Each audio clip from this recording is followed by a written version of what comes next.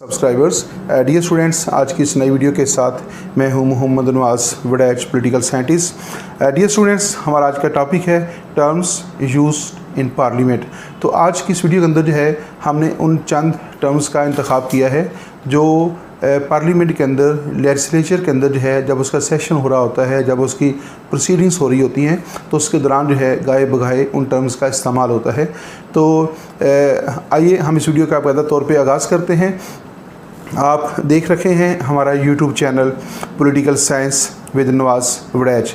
आइए इसमें जानने की कोशिश करते हैं कि इस वीडियो के अंदर जो है हमने आपके लिए कौन कौन सी अहम टर्म्स का चुनाव किया है। तो सबसे पहली जो टर्म है वो है zero hours. Zero hour it means time allotted in the house every day for miscellaneous business, that is call attention notice, questions on official statements and adjournment motion। Dear students, जब भी parliament के किसी भी house का या किसी भी chamber का जो है सेशन शुरू होता है, उसका पहला इजलास शुरू होता है, तो इजलास के शुरू होने जैसे ही इजलास शुरू होता है तो उस वक्त जो है कुछ वक्त जो है वो अलाट किया जाता है किन मकसद के लिए। इसमें तीन चीज़ें हमने इसका जिक्र किया है। उसमें नंबर 1 है कॉल अटेंशन नोटिस, तवज्जो दिलाओ notice. Questions on official statements, जो ऑफिशल्स जो हैं, जो मुख्तलिफ मिनिस्टर्स होते हैं, प्राइम मिनिस्टर है, जो वज़ीर आज़म के जो एडवाइजरी काउंसिल होती है, उसके पार्लियामेंट्री सेक्रेटरी होते हैं, तो जितने भी ऑफिशल्स हैं जो वक्तन फ़क्तन मुख्तलिफ स्टेटमेंट्स देते हैं, मुख्तलिफ बयानात जारी करते हैं, तो उन बयानात के बारे में, उन स्टेटमेंट्स के बारे में जो ऑफिशल्स जारी करते हैं उनके बारे में क्वेश्चन पूछने के लिए, और एडजॉर्नमेंट मोशंस और जो तहरीक इल्तवा पेश की जाती है उनके बारे में क्वेश्चन जो है वो किए जाते हैं। तो पार्लियामेंट का जो जैसे ही सेशन शुरू होता है तो उसका आगाज़ में जो है एक वक्त जो है वो मुकर्रर किया जाता है। उस दौरानिए के अंदर जो है जो हुकूमत ने वक्तन फ़क्तन मुख्तलिफ स्टेटमेंट्स दी होती हैं, जिसमें वज़ीर आज़म हो सकता है, वज़ीर आज़म के पार्लियामानी सेक्रेटरी हो सकते हैं, और वज़ीर आज़म के मिनिस्टर्स हो सकते हैं, वो फेडरल मिनिस्टर्स हो सकते हैं, वो मिनिस्टर ऑफ स्टेट्स हो सकते हैं, व्हिप्स हो सकते हैं, या हुकूमती पार्टी के जो मुख्तलिफ अहम अहदेदार होते हैं, तो उन्होंने जो वक्तन फ़क्तन मुख्तलिफ स्टेटमेंट्स दी होती हैं उनके बारे में जो है उस ज़ीरो आवर का जो टाइम है उसके अंदर उनके बारे में क्वेश्चन किए जाते हैं। इसके अलावा जो है हुकूमत की तवज्जो किसी अहम मसले की तरफ दिलाने के लिए भी जो है वो हुकूमत को नोटिस जारी किया जाता है, कॉल अटेंशन नोटिस जो है। तो इसके अलावा जो है वो एडजॉर्नमेंट मोशन जो है, जो तहरीक इल्तवा होती है, उसके बारे में भी क्वेश्चन किए जाते हैं। मुख्तसर तौर पे ये कि जैसे ही पार्लियामेंट का सेशन शुरू होता है तो पार्लियामेंट के सेशन के आगाज़ से कुछ वक्त जो है अलाट किया जाता है ताकि सवालात के जवाब दिए जा सकें, हुकूमत के बयानात की वजाहत की जा सके। तो वो जो टाइम होता है वो 1 घंटे का हो सकता है, वो 2 घंटे का भी हो सकता है। तो उस वक्त को जो है वो ज़ीरो आवर कहा जाता है। यानी जो पार्लियामेंट के सेशन, किसी भी हाउस के सेशन के आगाज़ का जो पहला वक्त होता है जिसमें हुकूमती बयानात की वजाहत जो है वो मांगी जाती है और हुकूमत से मुख्तलिफ क्वेश्चन किए जाते हैं, तो वो वक्त जो है उसको ज़ीरो आवर कहा जाता है। आइए नेक्स्ट टर्म की तरफ देखते हैं कि हमारे पास नेक्स्ट पॉइंट कौन सा है। इस वीडियो के अंदर जो है आप देख रहे हैं पार्लियामेंट से मतलब मुख्तलिफ जो टर्म्स इस्तेमाल होती हैं। पार्टी व्हिप, नेक्स्ट हमारे पास टर्म है party whip. Party member of a legislature who serves as an assistant floor leader, he keeps in touch with his partisan colleagues, conveys their views, reminds them to be present when important votes are needed। Party whip जो है दरअसल एक बहुत अहम शख्स होता है।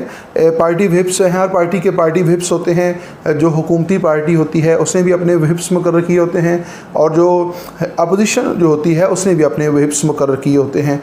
तो व्हिप्स जो हैं वो एक से ज़्यादा हो सकते हैं। एक चीफ व्हिप होता है और चीफ व्हिप के साथ जो है उसकी मदद के लिए 2, 3, 4 और व्हिप भी होते हैं। ये पार्टी की मर्ज़ी होती है कि पार्टी का बिज़नेस कितना वसी है और उसके मुताबिक वो अपने व्हिप जो है मुकर्रर करती है।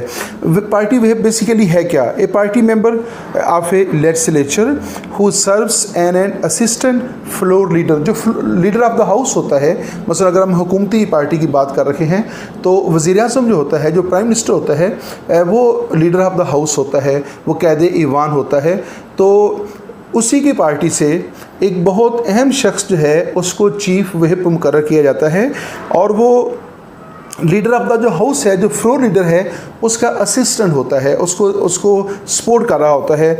और लीडर ऑफ द हाउस जो है, वज़ीर आज़म जो है, या पार्टी की जो लीडरशिप होती है, वो जो भी फ़ैसले करती है, जो भी इक़दामात करती है, जो पॉलिसियाँ बनाती है, तो वो चीफ व्हिप जो है दरअसल उन फ़ैसलों से पार्टी के जो बाकी अरकान होते हैं उनको उनसे आगाह करता है।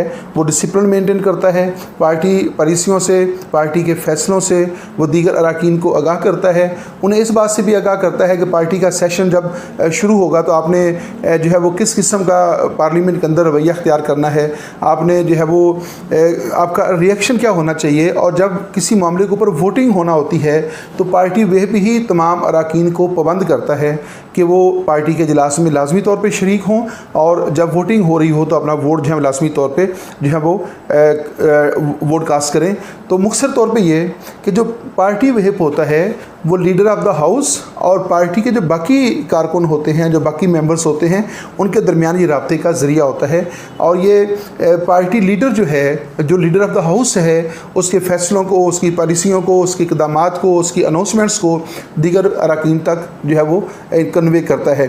बुनियादी तौर पे जो वज़ीर आज़म होता है, जो लीडर ऑफ द हाउस होता है, वो इतना मसरूफ़ होता है कि उसके लिए मुमकिन नहीं होता कि वो पार्टी के तमाम अरकान से बराह रास्त जो है वो रब्ता कर सके। तो तरीक़ेकार फिर ये होता है कि जो लीडर ऑफ द हाउस होता है, जो पॉलिसी अनाउंस करता है या जो डिसीजन लेता है, तो वो पार्टी व्हिप को आगाह कर देता है, और फिर पार्टी व्हिप जो है अपने असिस्टेंट के साथ मिलकर बाकी तमाम अरकान को जो है उससे आगाह कर देते हैं और उनको बता देते हैं कि पार्टी सेशन के अंदर जो है हमारा तरीक़ेकार ये होगा, हमने वोटिंग के लिए ये तरीक़ेकार अख्तियार करना है, हमने किस मामले के ऊपर जो है क्या रिएक्शन शो करना है। तो इन सारी चीज़ों का तल्लुक जो है वो पार्टी व्हिप के साथ होता है। हर पार्टी अपोजिशन और हुकूमत दोनों के व्हिप्स होते हैं, और जो पार्टी व्हिप होते हैं वो एक से ज़्यादा भी हो सकते हैं। जो उनका सरबराह होगा वो चीफ व्हिप कहलाता है, और उसके 3-4 असिस्टेंट भी हो सकते हैं। नेक्स्ट जो हमारे पास टर्म है, हम देख रखे हैं पार्लियामेंट के अंदर जो वक्तन फ़क्तन मुख्तलिफ टर्म्स इस्तेमाल होती हैं, तो उनके बारे से जो है हम आज के वीडियो को जो है हमने तैयार किया है। Supplementary questions. सप्लीमेंट्री क्वेश्चंस क्या होते हैं? Question asked in parliament based on answer to the main question. Parliament के अंदर जो है, जब पार्लियामेंट के किसी भी हाउस का इजलास होता है, ख़ास तौर पे जो है जब लोअर हाउस का इजलास हो रहा होता है, तो अपोजिशन के जो अरकान होते हैं वो वज़रा से, प्राइम मिनिस्टर से मुख्तलिफ क्वेश्चन जो हैं वो करते हैं। उन क्वेश्चन से रेलेवेंट जो क्वेश्चन किए जाते हैं उनको सप्लीमेंट्री क्वेश्चन कहा जाता है। जो एक मेन क्वेश्चन किया जाता है उस क्वेश्चन से रेलेवेंट जो क्वेश्चन होंगे वो सप्लीमेंट्री क्वेश्चन कहलाते हैं। Questions asked in the parliament based on answer to the main question. रियासत की जो फॉरेन पॉलिसी है या उसकी जो इंटरनल पॉलिसी है उसके बारे में अगर कोई मेन क्वेश्चन किया जाता है तो उस क्वेश्चन का कोई वज़ीर जवाब देता है, प्राइम मिनिस्टर जवाब देता है, और फिर उससे रेलेवेंट जो क्वेश्चन होंगे, जो जुज़वी क्वेश्चन जिसको आप कह सकते हैं, तो वो क्वेश्चन जो हैं वो सप्लीमेंट्री क्वेश्चन कहलाते हैं, और उन क्वेश्चन का तल्लुक जो है वो मेन क्वेश्चन के ही साथ होता है। नेक्स्ट हमारे पास टर्म है, इस वीडियो के अंदर जो है हमने जो जिन टर्म्स का इंतखाब किया है उनमें नेक्स्ट है एडजर्नमेंट मोशन, तहरीक इल्तवा। एडजर्नमेंट मोशन क्या है?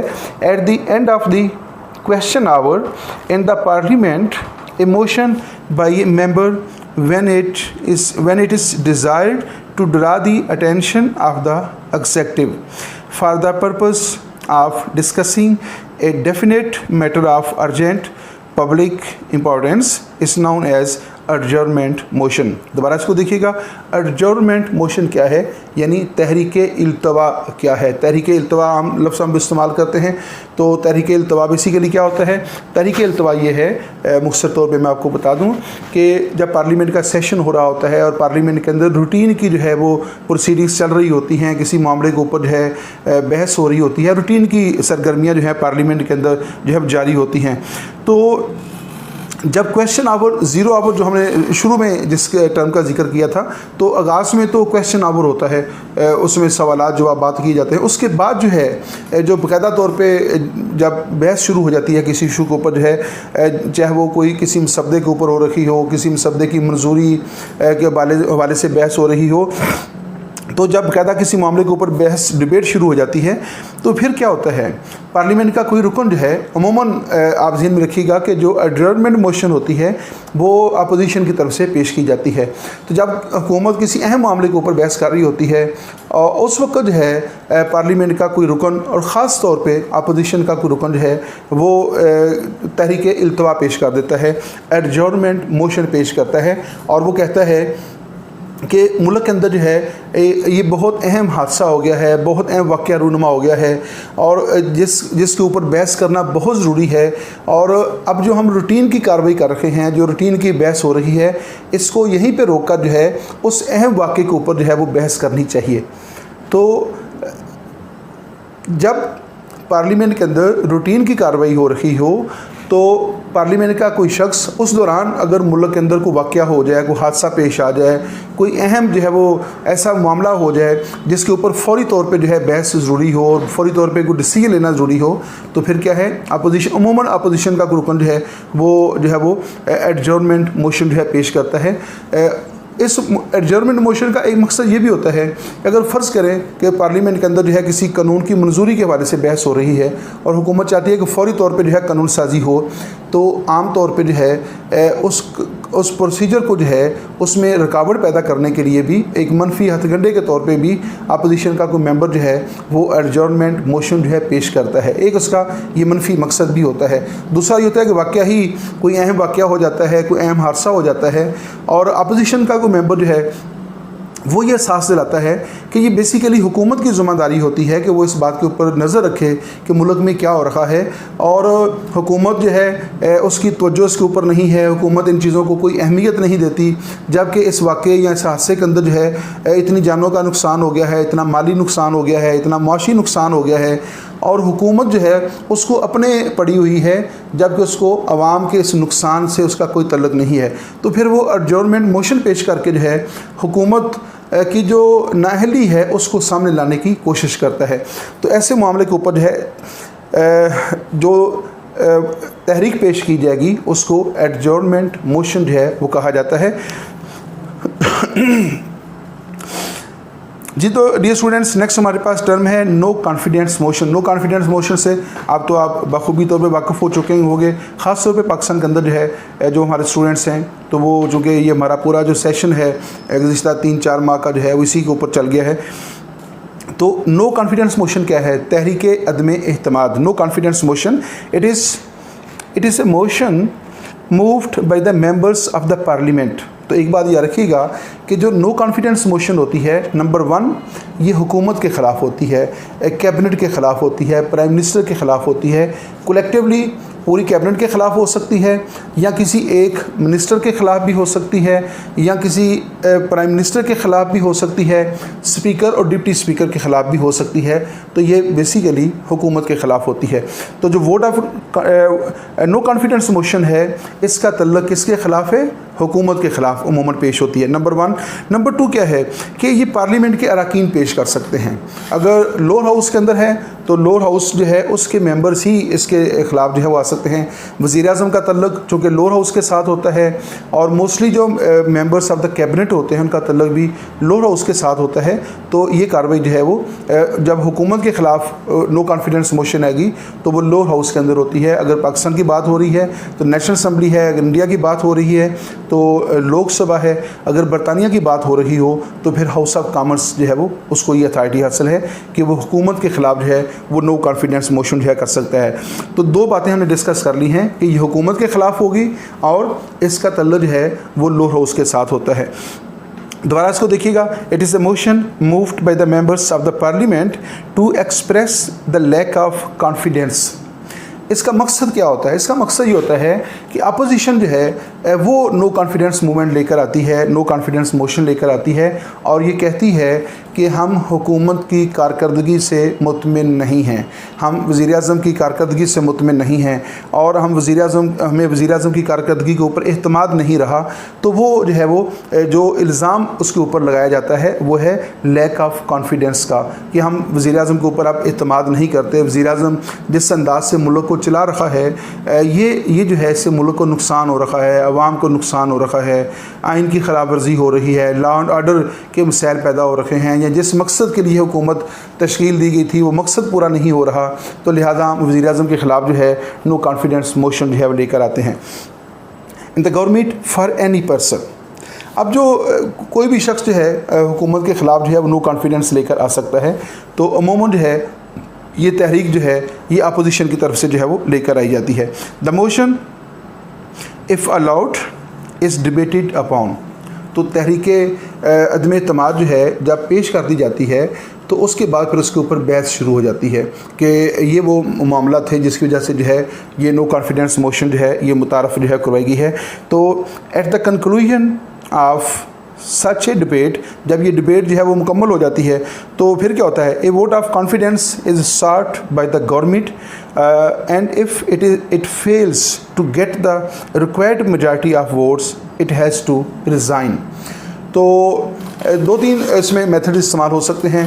एक ये है कि हुकूमत जो है उसको कहा जाता है कि आप जो हैं एतमाद का वोट हासिल करें, और जो रिक्वायर्ड स्ट्रेंथ होती है अगर हुकूमत वो गेन कर लेती है, जैसा कि पाकिस्तान के अंदर जो है वो सिंपल मेजॉरिटी है और बरतानिया में भी सिंपल मेजॉरिटी है, तो अगर हुकूमत जो है वो सिंपल मेजॉरिटी की हमायत हासिल करने में कामयाब हो जाती है तो फिर वो हुकूमत उसकी जारी रहेगी, और अगर वो सिंपल मेजॉरिटी को लूज़ कर जाती है तो फिर हुकूमत जो है वो बरतरफ जो है तस्वर की जाएगी और उसको इक़्तिदार से जो है अलग होना पड़ेगा। तो वोट ऑफ जो नो कॉन्फिडेंस मोशन है ये अपोजिशन की तरफ से पेश होती है अमूमन, और जब पेश हो जाएगी तो हुकूमत को कहा जाता है कि वो एतमाद का वोट ले, और अगर हुकूमत एतमाद का वोट लेने में नाकाम हो जाएगी तो फिर जो है वो बरतरफ तस्वर जो है वो की जाएगी। तो नेक्स्ट जो है वो नेक्स्ट टर्म की तरफ देखते हैं, कौन सी टर्म है हमारे पास। डियर स्टूडेंट्स, ये है स्पाइल सिस्टम। ये जो टर्म है ये बेसिकली अमेरिकन जो पॉलिटिकल सिस्टम है, अमेरिकन प्रेसिडेंशियल सिस्टम जो है, इसका तल्लुक जो है वो अमेरिकन प्रेसिडेंशियल सिस्टम के साथ है। स्पाइल सिस्टम बेसिकली क्या है, selection of government officials and employees on party basis rather than on merit. स्पाइल system ये है कि हुकूमत के जो अहम ऑफिशियल्स होते हैं, मुख्तलिफ़ अदारों के जो ऑफिशियल्स होते हैं, सरकारी मुलाजमीन होते हैं, उनकी जो तकर्रियाँ हैं वो सियासी वाबस्तगी की बुनियाद पे की जाएँ, ना कि काबिलियत की बुनियाद के ऊपर। अगर मुख्तलिफ़ जो सरकारी अफसरान हैं उनकी तकर्रियाँ काबिलियत की बजाय, मेरिट की बजाय सियासी वाबस्तगी की बुनियाद के ऊपर, पॉलिटिकल जो लॉयल्टी है, पॉलिटिकल जो एफिलिएशन है उसकी बुनियाद के ऊपर की जाए, तो ऐसे सिस्टम को स्पाइल सिस्टम कहते हैं, और ये अमेरिका में जो है पाया जाता है। अमेरिका में तरीक़ेकार ये था कि जब भी कोई प्रेसिडेंट मुंतखब होता था तो वो मुंतखब होने के बाद उसके वो वर्कर्स जिन्होंने उसकी जो पार्टी की जो कैंपेन होती थी उसमें उनको सपोर्ट किया होता था, फंडिंग की होती थी और उसको कामयाब बनाने के लिए बहुत अहम किरदार अदा किया होता था, तो फिर प्रेसिडेंट जो होता था, अमेरिका में मुंतखब प्रेसिडेंट जो है वो उन लोगों को ओबलाइज करने के लिए मुख्तलिफ़ अदारों के अंदर जो है वो अपॉइंट कर देता था, और जो पहले से लोग काम कर रहे होते थे उनको वो बरतरफ कर देता था। तो हज़ारों की तादाद में जो है ऐसी अपॉइंटमेंट्स की जाती थी। तो मेरिट की बुनियाद जो है बजाय सियासी वाबस्तगी की बुनियाद के ऊपर, सियासी तल्लुक की बुनियाद के ऊपर जो है ऑफिशियल्स जो होते थे उनकी तकर्रियाँ की जाती थी। अगरचे बाद में जो है अमेरिका के अंदर बाकायदा तौर पे ये सिस्टम डेवलप हो गया कि वहाँ पे मेरिट की बुनियाद के ऊपर तकर्रियाँ की जाने लगी हैं, लेकिन इसके बावजूद भी जो है कम पेश 4000 के करीब ऐसे ऑफिशियल्स हैं जिनकी तकर्रियाँ आज भी जो है वो अमेरिकन सदर ही करता है। तो स्पाइल सिस्टम से मुराद ऐसा तरीक़ेकार है जिसमें जो ऑफिशियल्स हैं, जो सरकारी अफसरान होते हैं, उनकी तकर्रियाँ जो हैं काबिलियत और मेरिट की बजाय जो है सियासी वाबस्तगी की बुनियाद के ऊपर की जाए, और इसका तल्लुक अमेरिकन पॉलिटिकल सिस्टम के साथ है। जी, तो नेक्स्ट हमारे पास टर्म है care taker government. Care taker government, जिसको निगरान हुकूमत भी कहा जाता है, the term used for non-political cabinet which carries on the necessary functions of government in the period between the resignation of an elected cabinet and the establishment of a new cabinet enjoying parliamentary support. Dear students, caretaker government यानी निगरान हुकूमत जो है से मुराद एक ऐसी हुकूमत होती है, the term used for the non political cabinet, इसको आमतौर पे जो है वो गैर सियासी कैबिनेट भी कहा जाता है। तो ये बेसिकली टेक्नोक्रेट्स के ऊपर जो है वो मुश्तमिल होती है। Which carries on the necessary functions of the government, और ये गवर्नमेंट चलाती है, गवर्नमेंट के फ़रज़ सर अंजाम देती है केयर टेकर गवर्नमेंट जो होती है। लेकिन ये एक मखसूस मुद्दत के लिए जो है मखसूस हालात के अंदर जो है कैम होती है। जब एक वर्किंग गवर्नमेंट जो होती है वो रिज़ाइन दे देती है या उसकी टर्म पूरी हो जाती है और नई गवर्नमेंट के मुंतखब होने तक का जो दौर होता है, जो गैप होता है, यानी अगर आज एक गवर्नमेंट ने रिज़ाइन दे दिया तो जब तक नई गवर्नमेंट मुंतखब नहीं होगी उस वक्त तक के लिए जो गवर्नमेंट मुंतखब की जाती है उसको केयर टेकर गवर्नमेंट कहा जाता है। तो केयर टेकर गवर्नमेंट जो है उसका दुरानिया क्या है, जब एक गवर्नमेंट रिज़ाइन दे देती है और नई गवर्नमेंट के मुंतखब होने तक, बल्कि नई गवर्नमेंट के हलफ उठाने तक जो आरसी तौर पे जो है हुकूमत मुकर्रर की जाएगी उसको केयर टेकर गवर्नमेंट कहा जाता है। पाकिस्तान के अंदर जो है जब एक हुकूमत की मुद्दत पूरी होती है तो वहाँ पे जो है नए इलेक्शन के इनेकाद तक और नई गवर्नमेंट के मुंतखब होने तक जो है केयर टेकर गवर्नमेंट का बाकायदा तौर पर क़याम जो है वो अमल में लाया जाता है। उसमें प्राइम मिनिस्टर भी होता है, उसमें मुख्तलिफ मिनिस्टर्स होते हैं और अमूमन कोशिश की जाती है कि प्राइम मिनिस्टर और जो मिनिस्टर्स हैं उनका तल्लुक़ किसी पॉलिटिकल पार्टी के साथ ना हो, उनकी एफिलिएशन किसी पॉलिटिकल पार्टी के साथ ना हो और वो जो है वो गैर जानबदार हों और वो एक ख़ास मुद्दत के लिए जो है वो फ़रज़ अंजाम देंगे और उसके बाद जो है केयर टेकर गवर्नमेंट को फिर जनरल इलेक्शन के अंदर भी हिस्सा लेने की इजाज़त जो है वो नहीं होती। दोबारा इसको देख लीजिएगा, the term used for non political cabinet which carries on the necessary functions of government in the period between the resignation of an elected cabinet and the establishment of a new cabinet enjoying parliamentary support. Next term है हमारे पास लिए students जी, तो next term है question our. Question our क्या है? वक्फ़े सवालात। आपने अमूमन जो है वो टर्म सुनी होगी, अगर आप ख़बरें वगैरह सुनते हैं और आप दिलचस्पी रखते हैं यकीनन आपको रखनी चाहिए, रखनी होगी। क्वेश्चन आवर, वक्फ़े सवालात क्या होता है? ए सेशन ऑफ लेजिस्लेचर, जब लेजिस्लेचर का, पार्लियामेंट का या पार्लियामेंट के किसी भी हाउस का सेशन हो रहा होता है, usually begins with question hour. तो उसका जो आगाज़ है, जिसको हमने आगाज़ में डिस्कस कर लिया था, ज़ीरो आवर, जिसको हमने पार्लियामेंट के इजलास का ज़ीरो आवर कहा था, तो उस इजलास का आगाज़ ही क्वेश्चन आवर से जो है वो होता है। Begins with question hours in which members can ask questions on any aspect of administration.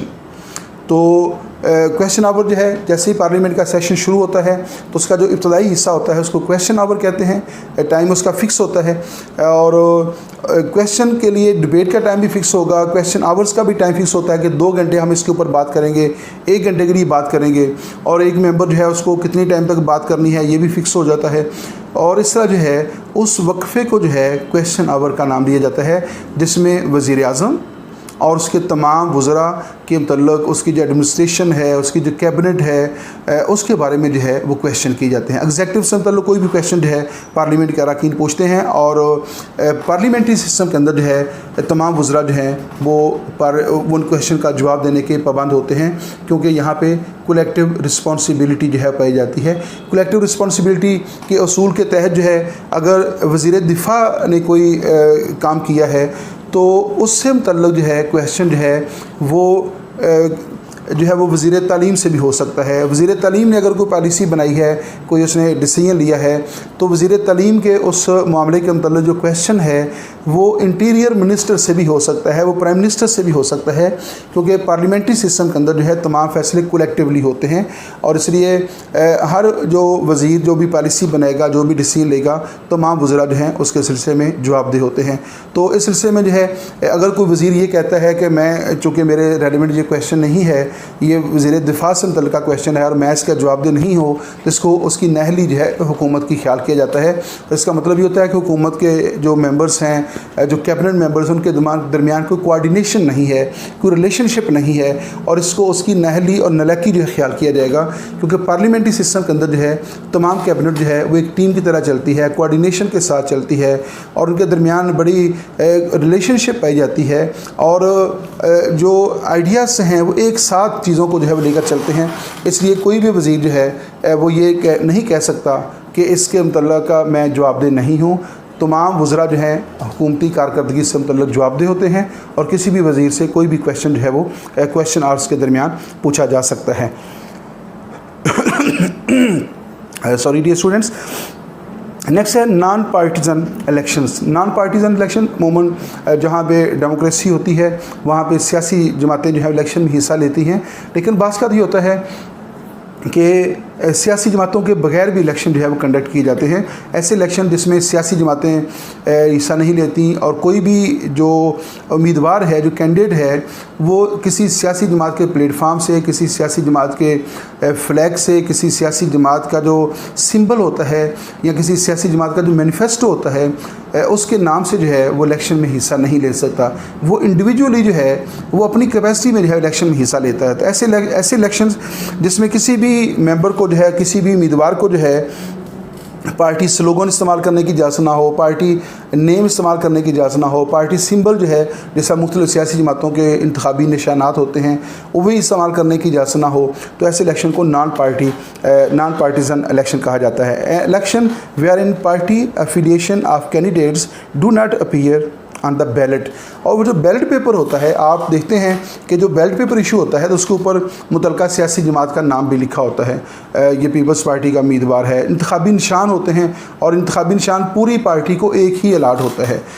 अगर एक जो पॉलिटिकल पार्टी है उसका फ़र्ज़ करें कि इंतखाबी निशान है दरख्त, ट्री उसका निशान है, तो उस पार्टी के तहत पूरे मुल्क से जो भी शख्स जहाँ से भी इलेक्शन लड़ रहा होगा उसका इंतखाबी निशान वही होगा। यानी इंतखाबी निशान जो है वो पॉलिटिकल पार्टी का होता है, वो कैंडिडेट का इंडिविजुअली नहीं होता।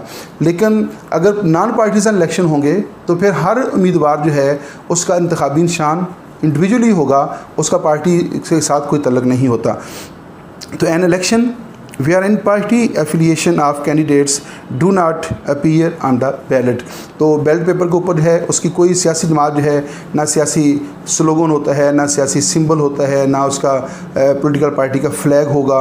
कोई भी ऐसी चीज़ सामने नहीं आएगी जिससे पता चलता हो कि इसका तल्लुक़ किसी पॉलिटिकल पार्टी के साथ इंडिविजुअली जो है वो पार्टिसिपेट कर रहा हो, तो और सियासी जमातें भी जो है वो उसमें शामिल ना हों, तो ऐसे इलेक्शन को नॉन पार्टीज़न इलेक्शन जो है वो कहा जाता है। नेक्स्ट टर्म है डियर स्टूडेंट्स कोरम। कोरम क्या है? A quorum is the minimum number of people to hold a meeting और to make a decision. Quorum basically एक minimum number of candidates members होती है, एक कम से कम तादाद होती है जो किसी भी फैसले तक पहुंचने के लिए, किसी मीटिंग को हेल्ड करने के लिए, कोई फैसला करने के लिए ज़रूरी होती है। मिसाल फ़र्ज़ करते हैं, हम कहते हैं कि एज ए टीचर में अगर मैं बात करूं तो मैं ये कहूँगा कि अगर क्लास जो है उसमें कम से कम इतने स्टूडेंट होंगे तो हम ये काम करेंगे, अदरवाइज जो है कल ये जो है वो टेस्ट नहीं होगा या फलां चीज़ नहीं होगी। या कोई आप मीटिंग करना चाहते हैं तो मीटिंग अगर फ़र्ज़ करें कि मेंबर्स की तादाद जो है वो 50 है, तो आप कहते हैं कि मीटिंग जो है वो उसके होने के लिए, उसकी प्रोसीडिंग को आगे ले जाने के लिए ज़रूरी है कि कम से कम 15 बंदे वहाँ पे मौजूद हों। अगर 15 मेंबर्स मौजूद होंगे फिर मीटिंग होगी, अगर 15 से कम होंगे तो फिर मीटिंग कल नहीं होगी। तो वो जो मिनिमम लिमिट आपने मुकर्रर कर दी जो 15 की है वो कोरम कहलाता है। तो कोरम क्या है? एक कोरम इससे minimum number of people to hold a meeting और to make a decision. Quorum जो है वो एक वो मिनिमम तादाद होती है जो कोई भी फैसला करने के लिए या कोई भी मीटिंग जो है कंडक्ट करने के लिए ज़रूरी करार दी जाती है। तो ये कम से कम तादाद होती है। Minimum number of members required to be present at a sitting of the House of the Parliament। तो एक और डेफिनेशन है वो भी उसी से रेलेवेंट ही है कि पार्लियामेंट के अंदर जो है पार्लियामेंट का जो इजलास होता है या पार्लियामेंट के किसी भी हाउस का जो इजलास होता है उसको कंडक्ट रखने के लिए, उसको जारी रखने के लिए कोई भी कार्रवाई करने के लिए जो मिनिमम तादाद मुकर्रर की जाती है कि अगर पार्लियामेंट के अंदर इतने मेंबर्स मौजूद होंगे तो फिर पार्लियामेंट की कार्रवाई जो है वो होगी। फिर कोई मीटिंग भी हो सकती है, कोई डिसीजन भी हो सकता है, किसी मामले के ऊपर बहस हो सकती है। अगर तादाद इससे कम हो गई तो फिर जो है वो जो इजलास होगा पार्लियामेंट का वो जो है वो मुलतवी कर दिया जाएगा।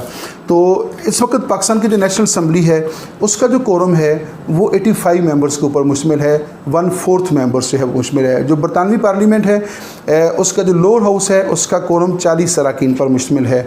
और जो अमेरिकन कांग्रेस के दोनों जो ईवान हैं उनका कोरम 51% है।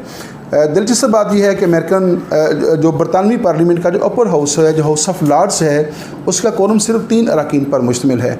तो पाकिस्तान में 1/4 है, बरतानिया में लोअर हाउस के 40 मेंबर और अपर हाउस के 3 मेंबर्स हैं, अगर मौजूद हों तो इजलास हो सकता है।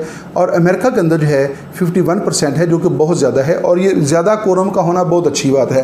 कोरम के हवाले से एक और बात भी याद रखिएगा कि कोरम को मीट करना जो है, कोरम को पूरा करना जो है, ये हुकूमत की ज़िम्मेदारी होती है। यानी हुकूमती पार्टी जो है उसकी ज़िम्मेदारी है कि वो कोरम को पूरा करे। कोरम का पूरा ना होना ये हुकूमत की नाअहली जो है वो तस्वर किया जाता है। डियर स्टूडेंट्स, यहाँ पे इस वीडियो का इख्तिताम होता है। आप देख रखे हैं हमारा YouTube channel political science with Nawaz Waraich. उम्मीद है आप हमारे इस चैनल से जो है इस्तेफ़ादा कर रहे होंगे। आपका अगर कोई क्वेश्चन हो तो आप लाजमी तौर पे जो है हमारे साथ शेयर कीजिएगा। और हमारे चैनल के ऊपर जो आप मुख्तलिफ़ वीडियोस देख रहे हैं पॉलिटिकल साइंस से मुतल्लक, इंटरनेशनल रिलेशन के मुतल्लक, जनरल नॉलेज या बाकी जो भी चीज़ें आप देख रहे हैं, तो उनके ऊपर जो है उनका जो मेयार है, उनके जो टेक्निक्स जिस अंदाज से हम अपना मैसेज आप तक पहुंचाते हैं या अपनी इन्फॉर्मेशन आप तक के साथ शेयर करते हैं, तो उनके मतलब भी आप ज़रूर आइडियाज़ शेयर किया करें ताकि हमारी रहनुमाई हो और हम बेहतर से बेहतर जो है वो काम आप तक पहुंचाते रहें। इजाज़त दीजिएगा। अल्लाह हाफिज़।